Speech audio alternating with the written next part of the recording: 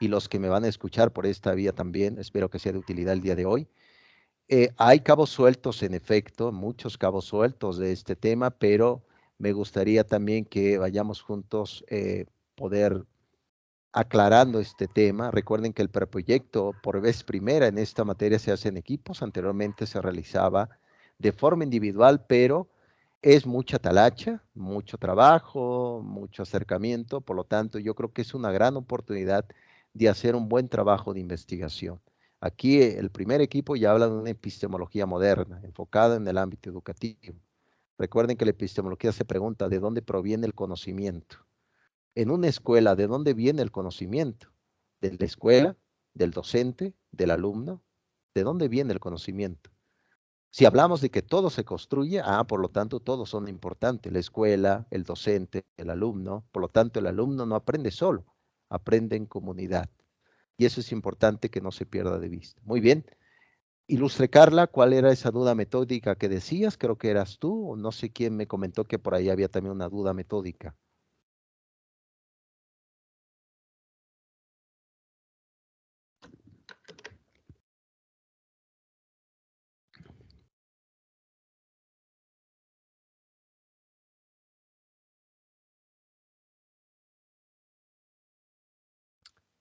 ¿Alguien tenía una duda, ilustres?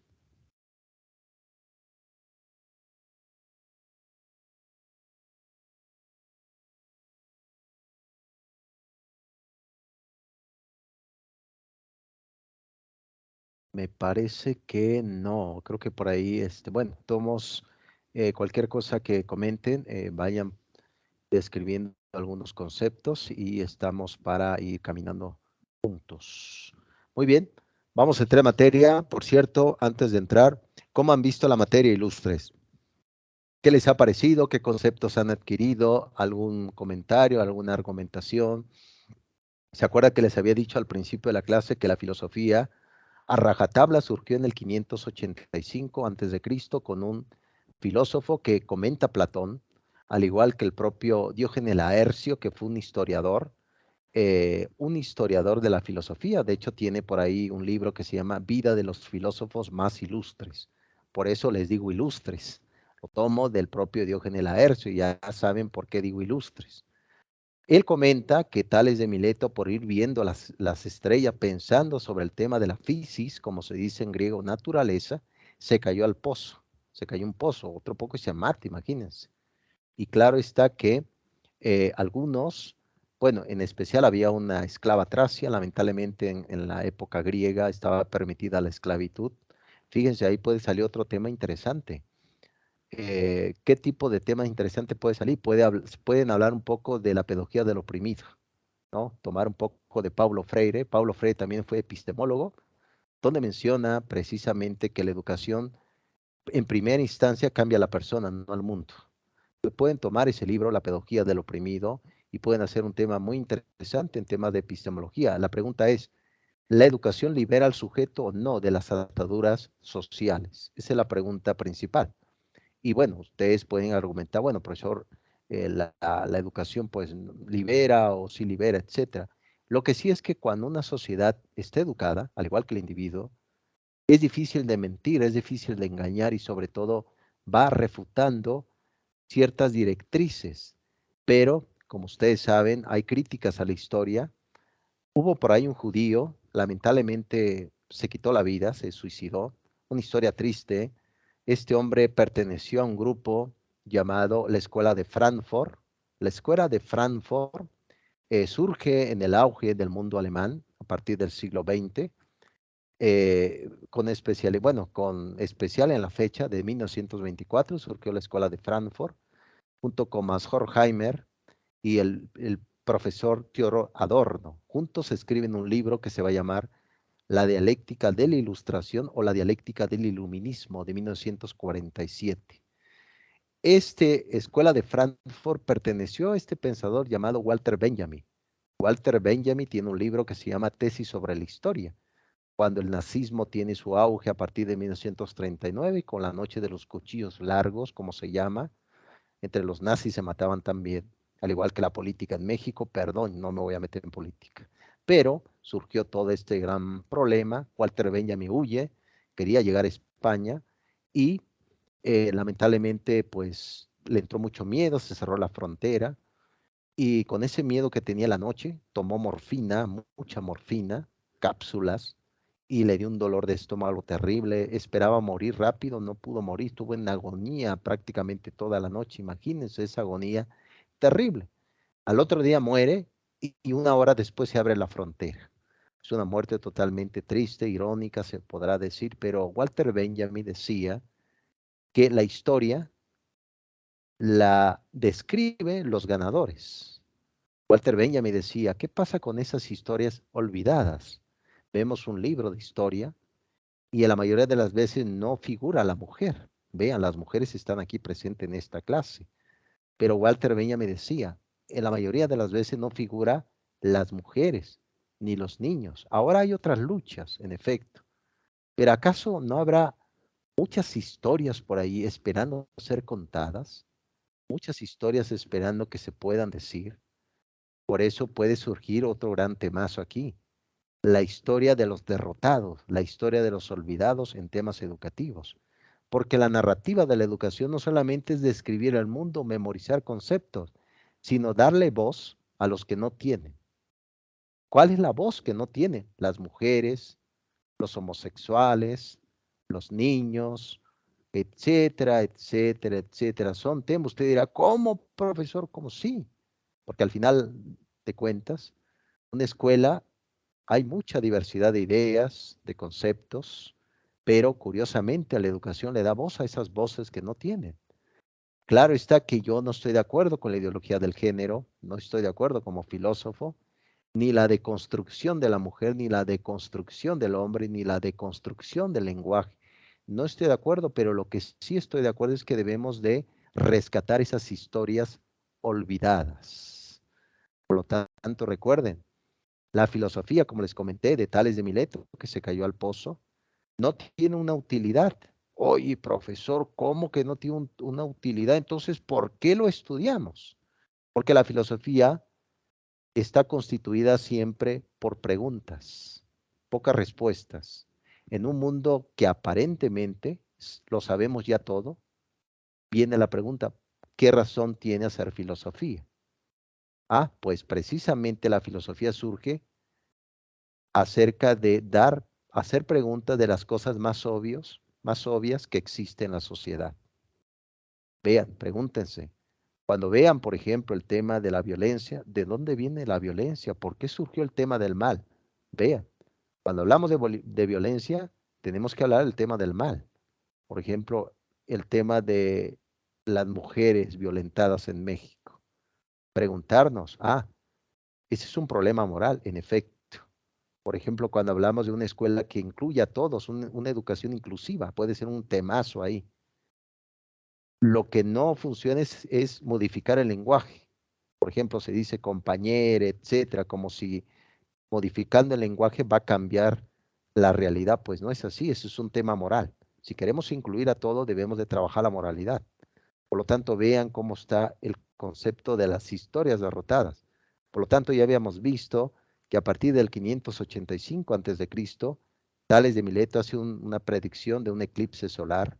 Sucedió, claro que sí. Se cae al pozo, una esclava atrás se ríe de él, y desde ahí venía esa concepción de que la filosofía simplemente estaba metida en grandes temas, el alma, el mundo, Dios. Curiosamente no es así, el alma está metido en temas específicos. Por ejemplo, la desobediencia civil, que es un libro de Henry Thoreau, un filósofo de Estados Unidos, o acerca del Estado totalitario, Thomas Hobbes, acerca de mentir, Nicolás Maquiavelo, acerca de vivir la felicidad, Aristóteles, que hoy lo vamos a ver. Vean cómo la filosofía tiene mucho que ver con el ámbito educativo, sin duda alguna. Pero bueno, quiero escucharlas. ¿Qué les ha parecido hasta este momento este tema? Espero que este viejo filósofo les esté ayudando o más dudas, ¿no? Quiero escucharlas. Adelante, ilustres.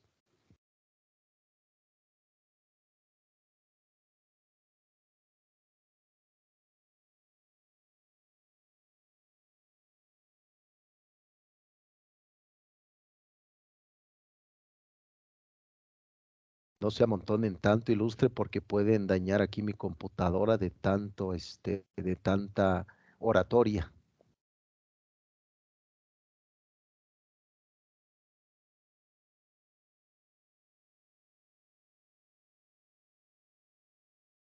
¿Alguien quiere comentar, Ilustres, cómo les ha parecido? ¿Qué temas han adquirido? ¿Cómo van?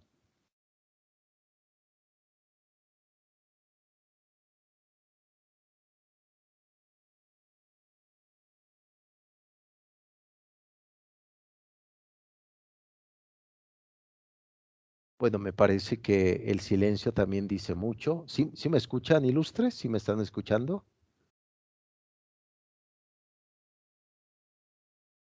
Sí, sí, le escuchamos, profesor. Ok, perfecto, muy bien. Bueno, al menos eso me da un poco de tranquilidad. Bien, bueno, de todos modos, no se preocupen, Ilustres, pueden ir comentando, haciendo preguntas, cuestionamientos, etcétera. Y bueno, vamos allá de inicio a nuestra tercera sesión. Recuerden que no pierdan de vista siempre hacer preguntas. Uno de los que fundó este tipo de pilares educativos fue Sócrates, el filósofo que ya les conté la historia, que su esposa se enojaba porque hacía filosofía, andaba por ahí en el ágora, en la plaza pública. Sócrates era un poco panzón, feo, narizudo, pelón, era calvo, etcétera. Pero recuerden que los griegos, ya les había platicado, tenían una concepción de estética muy distinta a lo que teníamos antes, a lo que teníamos, bueno, a partir del siglo XX y el siglo XXI. Pero los griegos asociaban la belleza física con la inteligencia. Por tanto, una persona entre mayor belleza física tenía, mayor era su inteligencia. Pero sabemos muy bien que no es así a veces. Por lo tanto, es importante que no pierdan de vista esta siguiente premisa. En tener dinero no es garantía de tener educación. Por lo tanto, la educación va de la mano con una palabra en latín, audems, que significa voluntad. Esa voluntad tiene que ver con la libertad, pero la libertad tiene también riesgos. Todo el mundo quiere tener libertad, pero no quiere tener riesgos, ¿se dan cuenta? Los riesgos surgen por la interacción. Entre más libre eres, más riesgo vas a correr. Ustedes me dirán si quieren esos riesgos o no, ¿no? En una relación sentimental, buscar un nuevo trabajo, irse de casa, hacer un nuevo proyecto. Siempre hay riesgos, observen, pero esos riesgos también les van a dar grandes satisfacciones. En el momento que tengan sus cosas, en el momento que hayan adquirido ciertas habilidades intelectuales, etcétera. Por eso no pierdan de vista que cuando hablamos de libertad, hablamos de riesgos también. Y claro está, hablamos también de responsabilidades. No podemos hacer siempre todo lo que quisiéramos, sino siempre hay limitaciones. Muy bien, ya les voy a compartir aquí ilustres. Ok, muy bien.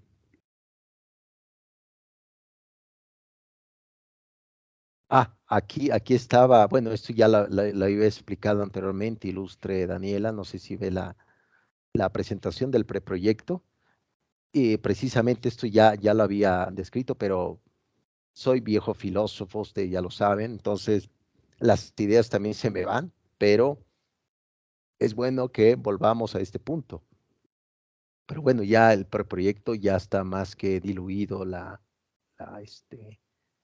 que es la duda metódica, entonces vamos a seguir. Vamos a ver aquí, creo que, muy bien, este lo habíamos visto. Vimos ya al profesor José Ortega y Gasset, El mito de la caverna, que aparece en el libro séptimo de la República. Bien, hubo por ahí un sacerdote, filósofo español llamado Octavio Fulán, donde tiene un libro que se llama La filosofía de la educación. Sin duda alguna, uno de las grandes ausentes de este siglo XXI es la filosofía. ¿Por qué cae mal la filosofía? Usted dirá, oye, profesor, pero me cae mal, me cae mal. Bueno, no usted la filosofía. Ah, ok, perfecto. Me cae muy mal la filosofía. ¿Por qué cae mal la filosofía? En especial porque siempre se está interrogando sobre las cosas del mundo. Por ejemplo, ahora si observamos los malos gobiernos que existen en América Latina, comentamos precisamente que los malos gobiernos surgen desde una postura antineoliberalismo, anticapitalismo. como es el caso de ese tipo de socialismo que describía Carlos Marx en el libro del Capital junto con su amigo Engels. Y usted dirá, bueno, profesor, pero ¿por qué cambia la filosofía? Porque se hace preguntas cuando veamos, por ejemplo, el tema de la injusticia. ¿Por qué surge la injusticia? Ah, por desconocimiento, por conocimiento. Es claro que a veces el mal se asocia un poco con la ignorancia, hacemos el mal porque no sabemos, pero al final de cuentas tampoco la inteligencia te da ciertos auges de claridad. La inteligencia también produce monstruos y a través de la inteligencia también se hacen grandes males en el mundo, como el holocausto, planes de matar, etcétera. Entonces, todo eso lo que comenta Octavio Fulán, claro está, tiene otro libro que se llama Paideia. Esa palabra es griega, paideia, que significa educación. Educación, y hemos hecho la etimología ilustres, que significa alimentar, alimentar. Por lo tanto, pueden tomar inclusive ese punto de vista, es decir, otro temazo que puede surgir para su preproyecto sería el papel reflexivo de la educación en épocas de pandemia. Ahí puede surgir un temazo, puede surgir un buen tema, ¿no? Otro tema sería también el pensamiento activo dentro de los niños de educación básica. Eso también puede ser un temazo impresionante. Por lo tanto, ojalá que esta sesión sea también constructiva en el punto de vista para que se den cuenta, bueno, el profesor tiene razón, tomemos una idea importante que podamos llevar a sazón de todos los momentos de este tiempo. La gran incógnita de este tiempo, de este siglo XXI es si la tecnología proporciona conocimiento o información. Ese es el gran debate de este tiempo a nivel epistemológico, porque cuando escuchen conocimiento, eso es epistemología. Cuando escuchen el saber, el hacer, la construcción, eso es epistemología. Y cuando escuchen una duda, eso es filosofía, ¿no? Bueno, eso es parte, ¿no?, de un poco del humor filosófico. Eso es filosofía. No le entendí, profesor. Eso es filosofía, ¿no? Pero bueno, eso es parte precisamente de este seguimiento, ¿no? Es decir, la explicación no le entendí nada, profesor. Eso es filosofía, ¿no? Tipo Hegel, que escribió este libro, La fenomenología del espíritu de 1807, que llegó a decir, bueno, hubo alguien que le entendió a mi obra, fui yo. Bueno, eso creo, ¿no? Es lo que decía Hegel. Imagínense, si no comprendes qué escribiste, está difícil. Al final de cuentas, eso es filosofía, un poco humorístico, decía Vlad Pascal, que hacer filosofía es también reírse de la filosofía. Es decir, también las bromas es también filosofía, al final de cuentas. Pero bueno, eso es punto de vista aquí de, de este viejo filósofo, etcétera. Muy bien. Una de las semanas que vienen ahí, también puede surgir un temazo aquí, ¿eh? Aquí dice la ilustre Fernanda, muy bien, el arte abstracto es filosofía. Cuando hablamos del arte, ilustre Fernanda, ya hablamos en temas de estética, ¿no? El tema del estudio de la belleza. Podemos decir que pertenece a la estética, ilustre Fernanda, y la estética pertenece a una rama de la filosofía, pero en sí no es filosofía, es estética. No sé si vieron por ahí la noticia que un hombre también está en crisis el concepto de belleza en este mundo contemporáneo. Es decir, está en crisis el arte, está en crisis las obras. Vean cómo destruyeron una obra de Van Gogh, unas mujeres radicales, etcétera. Un hombre que vendió una escultura totalmente, se puede decir, que no existía, una figura imaginativa y alguien compró esa imagen. Eso es una crisis también de la belleza de este siglo XXI. No solamente sufre eh, esta perspectiva, Fernanda, del arte abstracto, pensemos un cubismo de Picasso, eh, pensemos inclusive estas obras de los girasoles de Van Gogh. El arte abstracto tiene que ver más que nada con la estética, ilustre Fernanda, pero es una forma también de manifestar el inconsciente.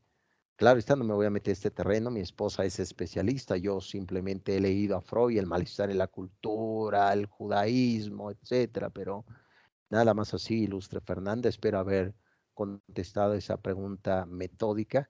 Aquí dice la ilustre Perla, Con razón no entiendo mucho. Es lo que, no, en efecto, Ilustre Perla, no es fácil esto, pero bueno, traemos un poco de sal aquí, un poco de sazón, hacemos un buen caldo, una buena cena para que ustedes comprendan que precisamente cuando se encuentren con muchas preguntas, estamos en terreno de la filosofía.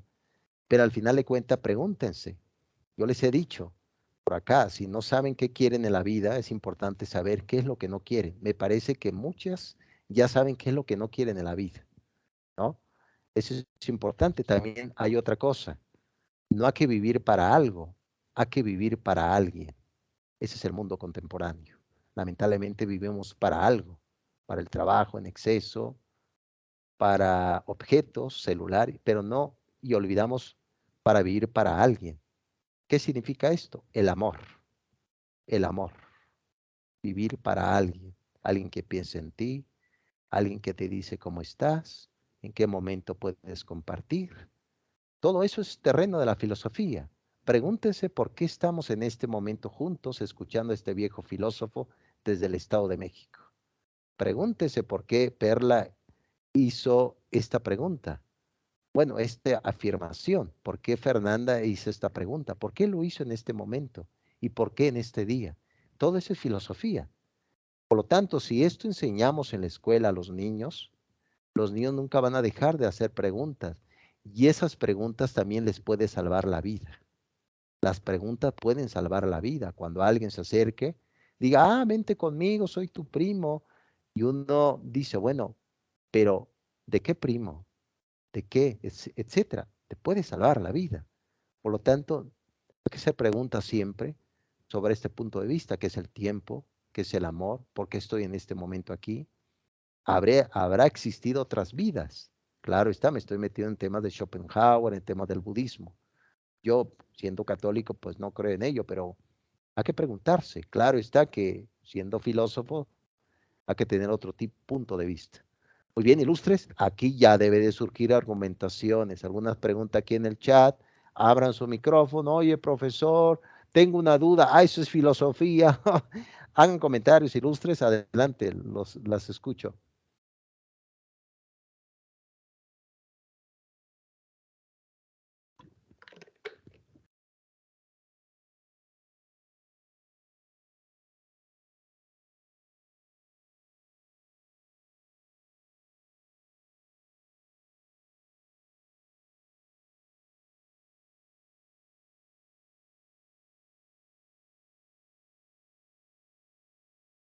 Bien, ilustre, abran su micrófono, adelante, las escucho.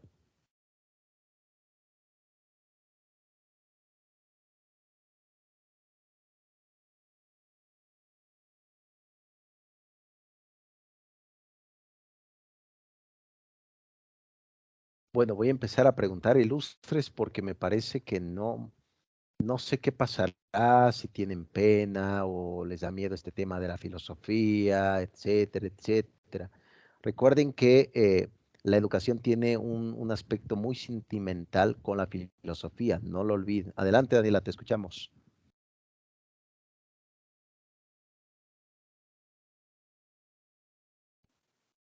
Hola, buenas noches, profesor. Adelante, Griselda, adelante. Ahorita, Daniela, creo que por ahí. Adelante, Griselda. Buenas noches.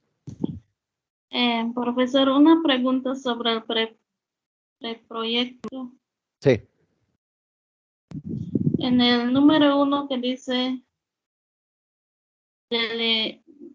delimitación del problema y el espacio en cual se realiza el diagnóstico, ¿a qué se refiere? Sí. Ese ¿Me puedes repetir la pregunta, ilustre?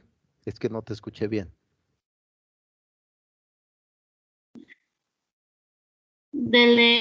delimitación del problema y del espacio en el cual se realiza el diagnóstico. Sí, aquí, por ejemplo, no sé si ya tú elegiste tu tema de investigación, Griselda. ¿Cómo sería tu tema de investigación?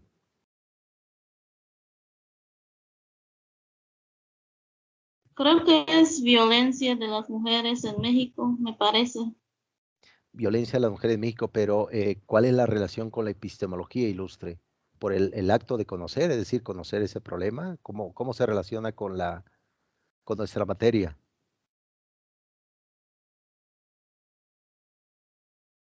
La verdad todavía no estoy muy segura. Pues, creo que es un tema que eligió el equipo. Yo no estoy muy familiarizada con eso todavía. Claro, ¿de Ahorita dónde? estaba viendo los puntos Sí, y estoy viendo que no lo entiendo mucho. sí, por ejemplo, ¿tú de dónde me escuchas, ilustre Griselda? Soy de Belice. Ok, perfecto. Lamentablemente, Griselda, este problema de la violencia que tú comentas hacia la mujer es un tema como universal. Algo está pasando en temas de moralidad, de ética. Hay que enfocarlo. Cuando hablamos de violencia, ¿qué ciencia puede entrar para que nos apoye? Moral, ética. Por lo tanto, en delimitar el problema es que tú hables, puedes dar tu ejemplo desde tu país también, Griselda. Habla desde tu país. Como equipo, que tienes equipo a lo mejor de compañeras, compañeros mexicanos, cuando hables de delimitar el problema, tienes que enfocarlo en dónde surge esa violencia. En las escuelas, en la sociedad, todo. Es decir, que no hables de lo general, sino un aspecto más inductivo, más particular. Por ejemplo, puedes dar descripciones desde tu país. Aquí en las escuelas preparatorias ha aumentado más la violencia por aspectos de inseguridad, porque no hay una educación de valores, que eso tiene que ver con la filosofía, y deduzco que este tipo de problemas de violencia hacia la mujer, delimitando el problema, va a surge a través de una escasez de valores en la familia, de no identificar a la persona y sobre todo no poder regular el tema del concepto de las emociones, etcétera. Siempre, ilustre Griselda, habla desde tu país. Delimitar el problema es que hables de aspectos particulares. ¿Dónde? En una preparatoria, en una secundaria. ¿Por qué hablamos de escuela? Porque están en esta carrera, estamos también, porque también soy educador, temas de educación. Por lo tanto, Griselda, delimitar el problema es que hables de aspectos particulares. Ahora bien, el diagnóstico, como les comenté, no es que ustedes vayan y hagan un diagnóstico por escrito a varias personas para ver qué opinan sobre ese tema. Por eso les pedí que hay dos alternativas. Uno, un podcast y el otro, un video que se llame Café Filosófico, donde a través de un conversatorio entre los mismos equipos y algunas personas invitadas pregúntenle, ¿qué opinan de la violencia hacia la mujer? Ah, fíjense que aquí en Belice pasa lo siguiente. Ah, ese es un diagnóstico. Ah, fíjate que aquí en México, en esta tal escuela se está combatiendo a través de talleres escolares. Ah, perfecto, ese es un diagnóstico, Griselda. Delimitar es que hables aspectos particulares. Adelante, Griselda, ¿qué opinas de esto?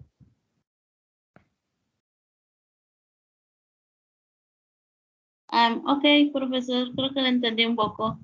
En el que dice usted del trabajar en equipo, eso es para el que dice el número 2, ¿verdad? De presentación de instrumentos de investigación aplicadas y de los resultados de la investigación. Eso es lo que estaba diciendo, de hablar con los compañeros de equipo, ¿verdad? Exacto, sí, porque aquí, por ejemplo, el diagnóstico, ese mecanismo es un mecanismo de evaluación. El diagnóstico es un mecanismo de evaluación en la primera parte. Aquí van a ustedes poner su podcast o el video, el conversatorio, que va a ayudar como un diagnóstico. Ahí lo van a poner, ilustre Griselda. Tampoco los voy a enviar que hagan encuestas porque no tienen tiempo. Muchos trabajan ya muy noche, muchos trabajan todo el día. Conozco muy bien esta parte y por eso las quiero apoyar a todas. Y también los que me escuchan, los quiero apoyar. Por lo tanto, así se debe hacer, ilustre Griselda. Recuerda el podcast y un pequeño video con tus compañeros. Y igual estaría muy bien, Griselda, que invitaras a algún colega profesor ahí de tu país y que dieran su punto de vista. Estaría excelente. Ah, ok, profesor, muchas gracias. Sí, sí me di a entender, Griselda. Ah, sí.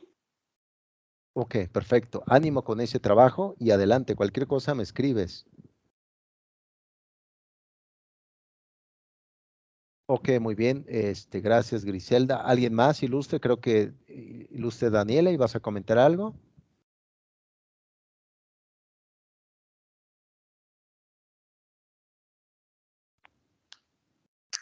Sí, bueno, sobre la filosofía.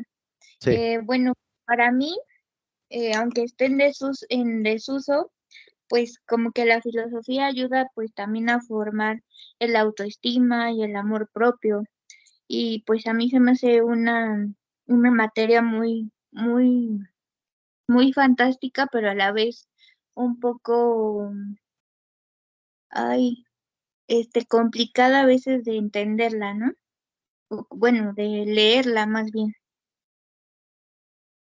Sin duda, ilustre. Déjame decirte que la filosofía lo han hecho así. En su origen, la filosofía era de la calle, ¿no? Recuerden que les platiqué, bueno, creo que no se lo platiqué, hay un libro del profesor, creo que es Eduardo Infante, espero no equivocarme. El libro se llama La filosofía en la calle. Es el libro de la editorial Ariel. Ya casi lo termino de leer. Esa es filosofía práctica, filosofía aplicada. Es el nuevo rostro de este siglo XXI, filosofía aplicada. Y curiosamente, este profesor español una vez estaba dando clases en su aula, en el salón de clases, y estaba hablando de la metafísica de Aristóteles, ilustre Daniel y ilustre que me están escuchando, que no es nada fácil estudiar los 14 libros de la metafísica de Aristóteles. Dios me libre. ¿Qué dice? Que el ser, que la esencia, ¿qué significa esto? Estaba dando una clase y había una señorita en el aula que no estaba poniendo atención, estaba viendo hacia la ventana. Y el profesor dijo, oye, ¿qué pasa aquí? No está poniendo atención y el día de mañana ya es el examen. Deja lo que estaba haciendo en el pizarrón y se acerca a la chica y le dice, ¿por qué no está poniendo atención? Entonces la chica respondió, estoy viendo la vida. Fue un impacto terrible, un impacto terrible. Y dijo él, sí, mi escuela es una caverna de Platón. ¿Se acuerdan que les expliqué por acá? Mi escuela es la caverna de Platón. Actualmente ese profesor es uno de los líderes a nivel mundial en educación y da clases en una plaza pública, da clases en la calle, da clases en un mercado. Me parece que ahora, con esta pandemia, la escuela se convirtió en una cocina, la escuela se convirtió en la casa, la escuela se convirtió en el patio de la casa para dar clases. Curiosamente, Daniela, así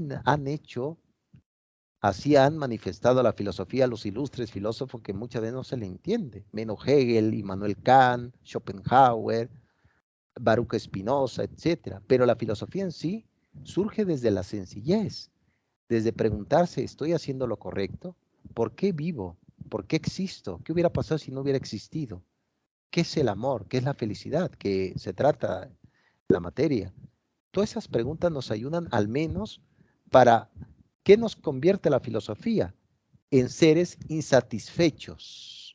Esa es la primera, porque me parece que si tuvieran todos satisfechos, satisfechas aquí, no estudiarían. Me parece que están estudiando porque están insatisfechas. Ese es el camino de la filosofía, convertirnos en seres insatisfechos en primera instancia. Segunda instancia, segunda premisa, es que uno se debe de conocer a sí mismo, es el oráculo de Delfos, conócete a ti mismo. Sí, muy bien comentó el propio José Ortega y Gasset en el libro Meditaciones del Quijote, que dice así soy en mi circunstancia, este soy yo, no soy aquel, este soy yo, esta es mi existencia, así soy, mi cabeza, mi cuerpo, este soy yo. ¿Qué voy a hacer con esta vida? Eso es lo importante.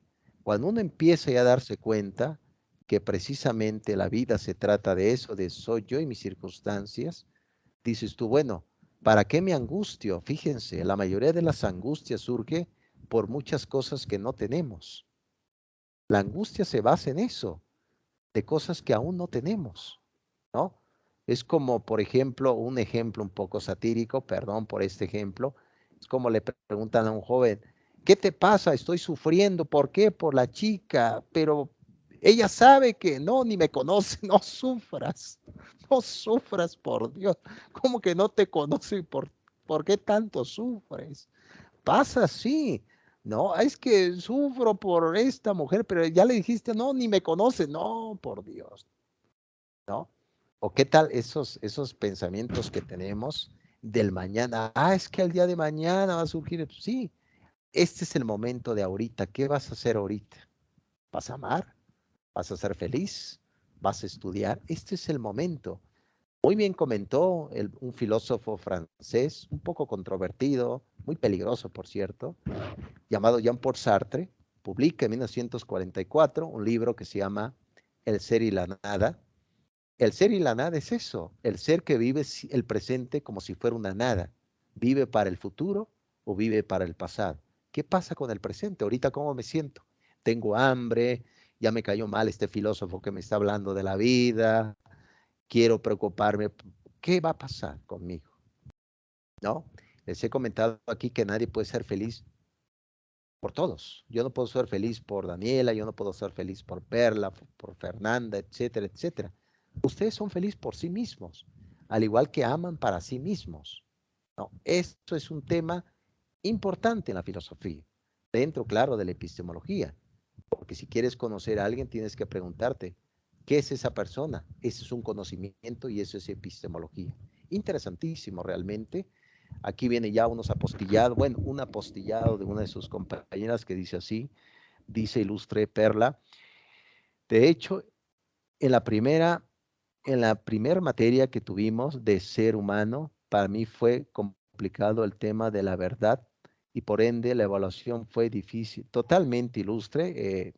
Bueno, no sé, la materia de ser humano, no sé con quién la tomaste, Ilustre Perla, va a decir, con usted, profesor, no, no está complicado, no, hay que ver con quién la tomaste, eso, Ilustre Perla, pero sí, el concepto de la verdad, como se dice en latín, veritas, de hecho no, hay por ahí universidades mundiales que tienen su lema, veritas, en griego se dice aletheia, ¿no? ¿Qué significa verdad? La que está descubierta. La cuestión de la verdad, Ilustre Perla, es que causa problemas.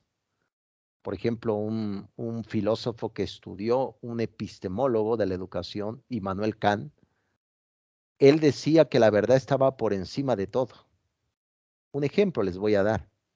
¿Qué pasaría si yo estoy en la casa una noche y toca un amigo mío? Viene corriendo, huyendo de alguien que le quiera hacer daño. Y dice, ayúdame, por favor, quiero que escóndeme. Entonces yo lo dejo que entre a mi casa, se esconde, y resulta que toca una hora después esta persona que la andaba buscando. Según Kant, ¿qué le diría yo a este malhechor? Kant me diría, dile la verdad, está escondido en tu casa. Eso diría Kant. Oye, profesor, ¿cómo que la verdad? Sí, causa problemas. Traten de hacer un experimento, Perla, de decir la verdad un día completo y no mentir. Yo creo que nos va a ocasionar problemas, ¿no? Oye, amiga, ¿cómo me veo el día de hoy? Dios mío, me dijo el profesor que diría la verdad. ¿Qué puedo decir? ¿No? Un ejemplo así general, pero la verdad significa la que está descubierta, Ilustre Perla. Y cuando hablamos, por ejemplo, de un relativismo moral, sin duda es un conflicto difícil, porque hay verdades absolutas. Por ejemplo, decir que una mujer vale por lo que es, no es por lo que tenga. Todas las mujeres del mundo valen así, al igual que una persona, al igual que un hombre. Hay verdades que ya existen en sí, como la dignidad humana, la responsabilidad en pensar que es relativo, pues qué peligroso, porque para mí si es correcto violentar a una mujer, violentar a un hombre, para mí es mi verdad, pues no es así, ¿no? Entonces, cuando hablamos de verdad, Perla, nos referimos a eso. Son temas difíciles, pero recuerda esto, la verdad es la que está descubierta. La verdad causa problemas. Pero te voy a poner otro ejemplo, Perla. Sócrates lo menciona en uno de sus diálogos de Platón. Hay un diálogo que se llama El banquete, donde habla sobre el tema del amor. También está, bueno, El grillo, es un libro que escribió Aristóteles, El grillo, de la retórica, ¿no? Los grillos son retóricos, siempre están cantando, ¿no? Pero Platón narra a través de Sócrates que dialoga con un sofista y Sócrates dice, bueno, le pregunta al sofista, ¿realmente la mentira es correcta? Y dice el sofista, no, nadie puede mentir. Y Sócrates le dice la siguiente historia. ¿Qué pasaría si tengo un amigo en una enfermedad terminal y el doctor me dice, no le digas la verdad porque puede ocasionar que ahorita se empiece a sentir mal y no pueda disfrutar los últimos días que le queda de vida? ¿Qué voy a hacer? Voy a decir una mentira por salvar a mi amigo. Otro ejemplo, imagínense nada más que una señora estuvo viviendo en Alemania Oriental, en la época donde estuvo la Unión Soviética, y resulta que el muro cae, en la época ya de Juan Pablo II, etcétera, etcétera, Karol Wojtyla, el filósofo del personalismo, y resulta que cae en coma. Un ejemplo, esta señora, esta madre de familia, cae en coma y despierta después de que el muro cae. Y ella pregunta, ¿cómo está el muro? ¿Cómo está el socialismo? ¿Qué le voy a decir yo? ¿Que el muro cayó y al diablo el socialismo? ¿O que todavía sigue? Pues le voy a mentir para no causarle un mal. Vean, a veces mentir es correcto en circunstancias que puedan ayudar a una persona. No podemos andar por la vida diciendo la verdad, pero la verdad no es relativa. Hay verdades absolutas por hablar en temas de la persona y el ser humano. La verdad significa la que está descubierta, la que está expuesta. Muy bien, espero haberte ayudado, Ilustre, en esta configuración, Ilustre Perla. Muy bien. Aquí dice, Fernanda dice así, a veces vivimos más por los demás que por nosotros mismos. Sin duda alguna, Fernanda, olvidamos vivir. Olvidamos vivir. Vean lo que comentó Eric Fromm, que perteneció a la escuela de Frankfurt, Eric Fromm, de 1924, El arte de amar. Te amo porque te necesito porque te amo. ¿No? A veces es curioso cuando alguien nos dice, te voy a hacer feliz. No, no, no. El filósofo nos dijo, la felicidad es personal. No, vamos a compartir la felicidad. Nadie me puede hacer feliz. Yo mismo, claro está, dependiendo la fe de cada uno aquí, la fe absoluta, porque recuerden que uno, tanto la verdad, tanto la felicidad, tanto la justicia como el amor, nunca serán plenos en esta vida. No pierdan de vista eso. Nunca encontraremos la plenitud. Ahí entra la fe. No voy a entrar en este detalle porque no sé si algunos de aquí son creyentes, etcétera. Yo respeto. Pero recuerden, nunca será pleno, porque siempre va a haber momentos de dificultad. Entonces, a veces así pasa, Fernanda, olvidamos vivir nosotros mismos. Muy bien. Aquí dice Nancy, así es, profesor. Yo concuerdo con la compañera, es interesante la filosofía, pero algo complicada de digerir, en mi caso, por el tema de los conceptos y sus definiciones. Pero ya vista así como usted le explica, es más entendible. Sin duda alguna, ilustre Nancy, eh, se trata de que la filosofía sea algún aspecto práctico. Actualmente, fíjense que hay consultoría filosófica. Yo, de hecho, soy consultor filosófico. Mi maestría es eso, de consultoría filosófica. Mi maestría es filosofía aplicada. Claro está que sé filosofía dura y pura, leo filosofía dura desde la historia, pero trato de hacerla práctica. ¿Cómo me puede ayudar Thomas Hobbes por ejemplo, el lema de Thomas Hobbes? Por ejemplo, Homo hominis lupus. Los hombres son lobos para los hombres. Ah, bueno, no debo de confiar en todos, ¿no? No, algo así, donde dice Thomas Hobbes en el Leviatán, etcétera, ¿no? ¿Qué dice el propio Maquiavelo? El fin justifica los medios. Pues muchos estudiantes hacen trampas para llegar al fin de tener su licenciatura. Ah, tiene razón el profesor. El fin no necesariamente va a justificar todo. Oh, no. Entonces, cada uno de estos autores nos pueden ayudar para entender precisamente cómo, cómo surge el conocimiento, pero también cómo perdemos el conocimiento. No lo olviden. Así como adquirimos un conocimiento, también lo podemos perder. Abusadas, abusados. los que me van a escuchar. Lo podemos perder.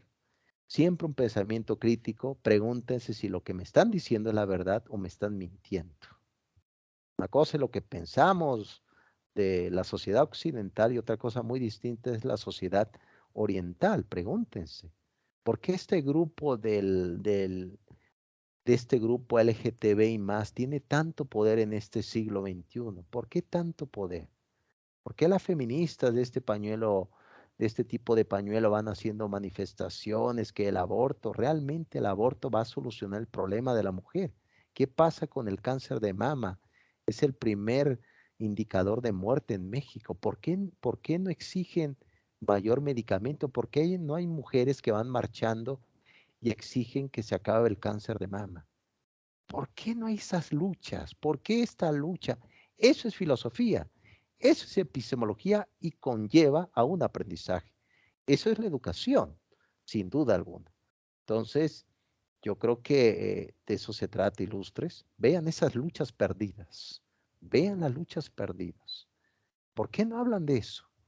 ¿No? ¿Por qué no veo feministas que vayan? Queremos mejor educación para las niñas en México. No la hemos visto, ¿no?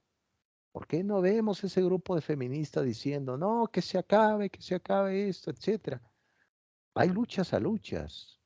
Y claro está que hay financiamiento a financiamientos. ¿A alguien le convendrá todo esto? ¿O será acaso un tipo de control poblacional, etcétera? Bueno, pero ya, eso es para cada quien genere. Yo no les quiero convencer, simplemente traigo aquí sobre la mesa algunas reflexiones que va a ayudar para todas. Muy bien, sí, totalmente ilustre, muy claro, ilustre Perla. Aquí dice Nancy. Así es, profesor. En este caso podríamos recordar lo que dijo hace un rato, de que la ignorancia y el conocimiento es peligroso, totalmente, ¿no? De hecho, recuerden que un profesor enseña porque conoce su ignorancia, por eso enseña, porque conoce la ignorancia ajena. Un sabio no puede enseñar porque le molesta la ignorancia, ¿no? Bendita ignorancia porque es el preámbulo al conocimiento. Recuerden que dijo Sócrates cuando fue Querefonte al oráculo de Delfos. Preguntó quién es el hombre más sabio de Grecia y le dijo es Sócrates. Y Sócrates dijo, tenía razón, porque simplemente sé que no sé nada. Cuando tú sepas qué es tu ignorancia, es el momento de aprender. No podemos andar por la vida diciendo somos sabios. No, no, no. Yo no sé nada. Tomo lo de Sócrates, simplemente sé que no sé nada. Y eso puede ayudar a la ironía socrática ilustre, pero sí el conocimiento es peligroso, muy peligroso, y es un acto de revolución, totalmente. Hay destierros, etcétera, ¿no? ¿Qué está pasando ahora en Nicaragua con estos hombres que siguen con esa idea del socialismo, etcétera, etcétera, como dijo Carlos Marx, con el paraíso comunista, ¿no? ¿Qué paraíso? Si uno critica al gobierno, te desaparece, porque el conocimiento es así. El conocimiento, al igual que la filosofía, causa molestia, causa enojo, causa irritación. Como profesor me causó una molestia todo esto. Pues así es, totalmente ilustre. Sí, definitivamente ilustre, Nancy. Veo que están participando en el chat y eso me da gusto. Pensé que le estaba hablando a la nada, ¿no? Era un vacío, ¿qué pasa?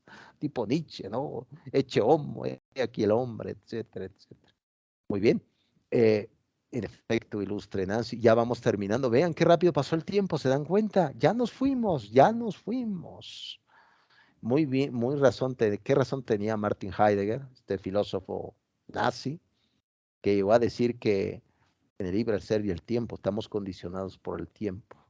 Aquí dice Perla, yo sí quisiera escuchar por qué en la fe no se encuentra, yo sí quisiera escuchar por qué en la fe no se encuentra la plenitud. Bueno, ilustre Perla, no sé a qué te refieras con esta descripción que haces. La fe te da respuestas para empezar. La filosofía no. La filosofía, imagínate que vas en un mar de dudas metódicas y vas con tu barco en una veleta, vas sorteando el peligro, olas terribles, vientos fuertes. Pero resulta que la filosofía no te da consuelo en la vida. Te dice razones, pero no te da consuelo. La fe sí. Cuando vas, por ejemplo, lamentablemente a un velorio, a un lugar así donde se encuentran personas y cuando tú les das el consuelo, no, ya está con Dios, ya está con el ser supremo, no sé en lo que crean aquí cada una, simplemente estoy hablando desde la argumentación filosófica, ya está con Dios, ya está descansando. Eso da consuelo no para la persona que murió, sino para la persona que vive. Buscamos consuelo en la vida. Por eso la fe, vemos esa plenitud de vida. Porque hemos visto, por ejemplo, personas de la tercera edad que van diario a su templo a rezar. Y uno dice, bueno, ¿por qué va? Encuentra ese sentido de la vida. Si tú le empiezas a hablar de esto, no, no, yo voy, tengo una fe sencilla, pero eso me da un sentido a la existencia, ¿no? ¿Recuerdan ese libro? Si no lo han leído, echen un vistazo a ese libro, El hombre en busca del sentido último, de Víctor Frankl. Vivió en los campos de concentración. Si alguien ya lo revisó, adelante. Si alguien no lo ha hecho, lo puede hacer. Él fue el fundador de la logoterapia. Buscar a través de esa terapia el fin, el logos, la razón de ser. ¿Por qué vivo? ¿Para qué sigo viviendo? ¿Y para quién voy a vivir? De eso se trata. Yo creo que es parte de ese tema del día de hoy para que lo vayan armando. Muy bien. Eso es lo que yo te comento, Ilustre Perla.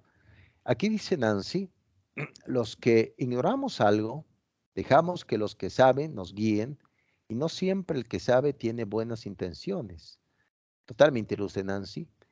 Diría usted, no quisiera hablar de política, pero así pasa en nuestro país. Por eso tantos periodistas callados, forzadamente, totalmente ilustre Nancy. La verdad molesta, les he dicho, la verdad incomoda. Y la mentira, al final de cuentas, muchas mentiras se convierten en verdades. Yo creo que podemos mantener cierto análisis crítico y sobre todo apagar la televisión del panóptico. De vez en cuando apague la televisión.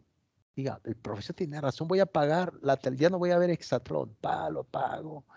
Ahora voy a dedicarme a leer todo esto, ¿no? Entonces, tienes toda la razón, ilustre Nancy. Y algunas personas no tienen buenas intenciones, sobre todo manipular a las personas. Ser pobre, déjame decirte, hablando de esa concepción de la pobreza en México, ser pobre no es un pecado. Ser pobre no es un error de la historia, es un mal planteamiento del capitalismo.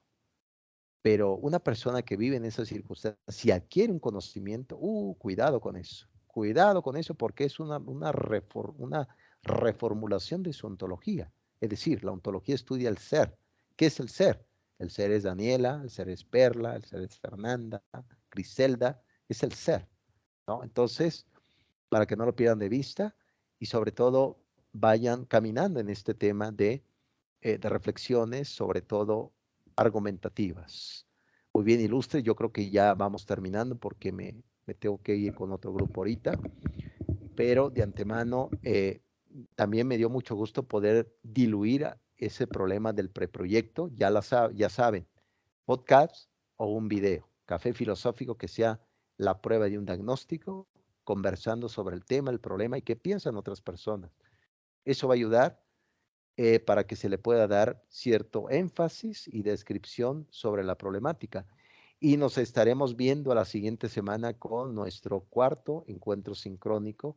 Espero que me puedan acompañar y podamos ir haciendo algunos apostillados. ¿Alguien quiera comentar antes de irnos, ilustres? Ahora sí, ya nos vamos. ¿Alguien quiere comentar? Hola, profe. Yo solo tengo una pregunta para la próxima sesión. ¿Va a ser en jueves o va a ser en viernes? Buena pregunta, fíjate. Es una pregunta filosófica. Es una pregunta filosófica. Interesante. Sí, mira, ahora que modifiqué esta fecha, ilustre Fernanda, se debió por este puente que tuvimos, este día de descanso, del Día de Todos los Santos, para los que creen aquí, para los que no, pues día de, hasta los ateos, hasta los ateos se favorecen, ¿no? Descansan, etcétera. Por eso tuve que modificar la fecha, pero será para el próximo jueves, ilustre Fernanda, nuestra sesión. Ya va a ser los jueves, como siempre. Ah, ok, muchas gracias. Es por el trabajo, nada más para avisar. Sí, claro que sí. Muchísimas gracias. Todos los jueves vamos a tener. Aquí dice Perla que sea el viernes. Aquí vamos a argumentar el bien de muchos se antepone al bien de pocos, Perla. El bien de muchos. ¡Ay, cómo, profesor! ¿No?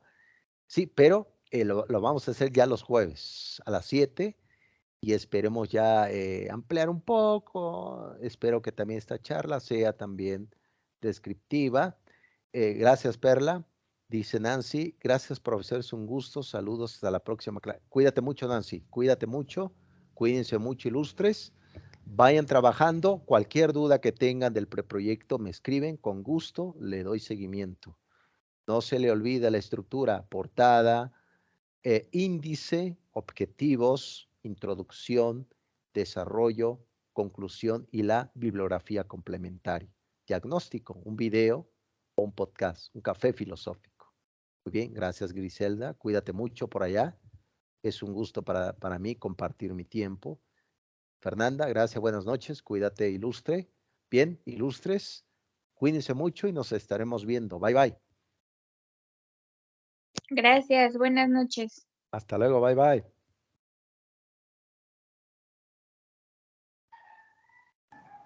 Gracias, profesor. Buenas noches. Buenas noches, cuídate. Gracias. Bye, cuídense. Gracias, Perla, cuídate, bye, bye.